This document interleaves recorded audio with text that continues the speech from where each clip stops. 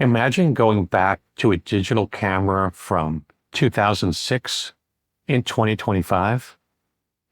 Is using the Nikon D40 in today's world just nostalgia? Or could it actually surprise you with some amazing photos? Stick around, because I took this nearly 2-decade-old camera out for a spin, and the results just might shock you.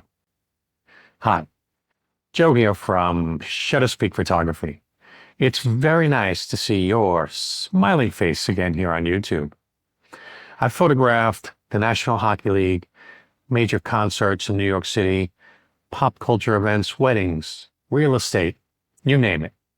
My work has appeared in newspapers, magazines, and even on a concert t-shirt or two. If you love photography as much as I do, consider subscribing for more honest reviews and insights. All right, today we're diving into something different.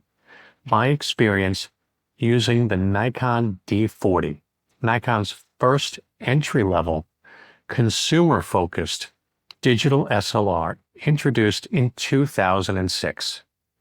It came equipped with a 6.1 megapixel CCD sensor, a 2.5-inch LCD screen, a basic 3-point autofocus system, and a top ISO of 1600, expandable to 3200.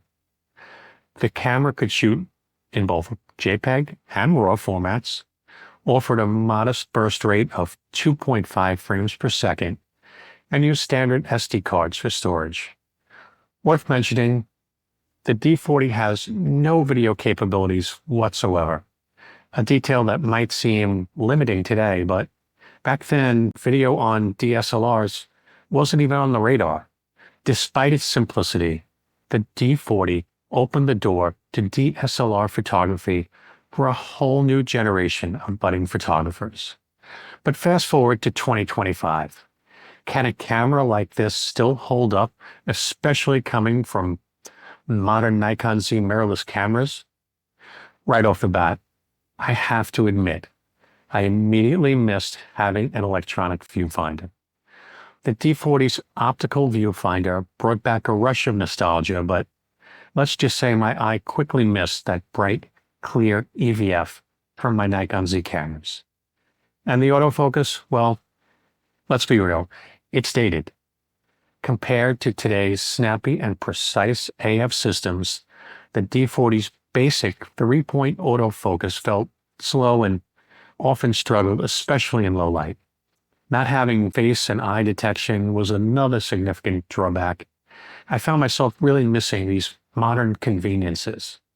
I had to be deliberate with my focus and often used AF lock to keep the camera fixed on my chosen focus points while composing my shots.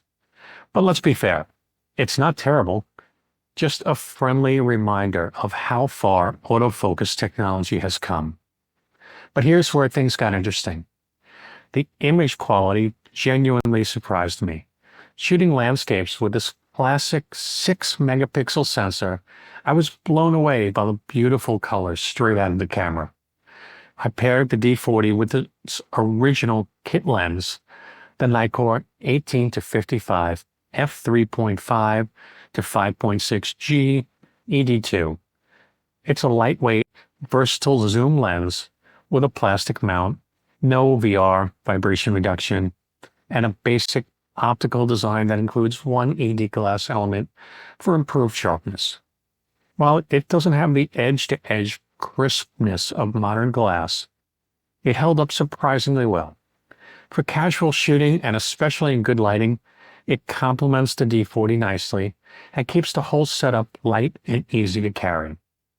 Sure, the dynamic range isn't stellar, and there were definitely times when highlights were blown out in landscapes, making me wish I had used HDR, something that rarely happens with my newer Z camera's wider dynamic range. Without auto exposure bracketing, or AEB, you're definitely not getting automatic HDR magic here, but you could still bracket manually with some effort. Still, for scenes with controlled lighting, the images were impressive, rich, vibrant, and full of character. One more thing worth mentioning, the menu system on the Nikon D40 is incredibly simple. There are far fewer options than what we're used to on today's cameras. This can be both good and bad. On one hand, it's refreshingly straightforward and easy to navigate. On the other, you might find yourself missing some of the deeper customizations and controls that modern systems offer. Speaking of challenging situations, shooting at higher ISO wasn't exactly fun. Noise quickly creeps in at even moderate high ISO settings. However, running raw files through DxO PureRAW 5, a software that conveniently has a profile for this exact camera and lens, completely transformed those noisy shots into beautiful, usable images. It genuinely felt like digital magic. Now, before you run out and buy one, keep in mind the megapixel limitation. Cropping options are extremely limited at only 6 megapixels. But if you're framing your shots right the first time, especially for landscapes, casual portraits, or basic photography tasks, the Nikon D40 still performs admirably. Let's quickly break down some of the pros and cons. On the plus side, the color rendition is outstanding. The camera is lightweight and easy to use, and there's something genuinely fun and charming about shooting with an older DSLR. On the downside, autofocus limitations, lack of modern features like EVF, face and eye detection, bracketing, and minimal dynamic range could feel restrictive depending on your shooting style.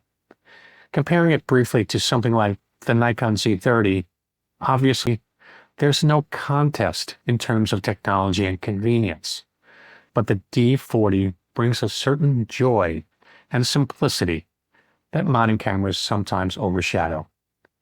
Value-wise, the Nikon D40 can be found incredibly cheap nowadays. If you're looking to reconnect with photography basics or just experiment without breaking the bank, it's absolutely worth it. Before we wrap up, I want to share one last thought. Using the D40 reminded me that photography isn't about chasing the latest and greatest gear. It's about the person behind the lens. The Nikon D40, despite its limitations, proves that a skilled eye and a strong vision can still create beautiful, impactful images. It's a great reminder that mastering the fundamentals and embracing creativity will always outshine having the most advanced tech. To wrap it up, would I personally use the D40 in 2025 regularly? Probably not. But for casual shooting, personal projects, and even a bit of fun nostalgia, absolutely. I'm really glad that I took this trip down memory lane with the D40. It was a refreshing reminder of the joy in simplicity and the roots of my love for photography. If you found this helpful, give it a like, subscribe for more gear reviews, and drop your thoughts in the comments below. And don't forget to join our Nikon Z Facebook group. I've included the link below. Now, tell me, what's the oldest digital camera you've recently used, and how did you find it? Let's talk in the comments. Thanks for watching. I truly appreciate you, and I'll see you next time.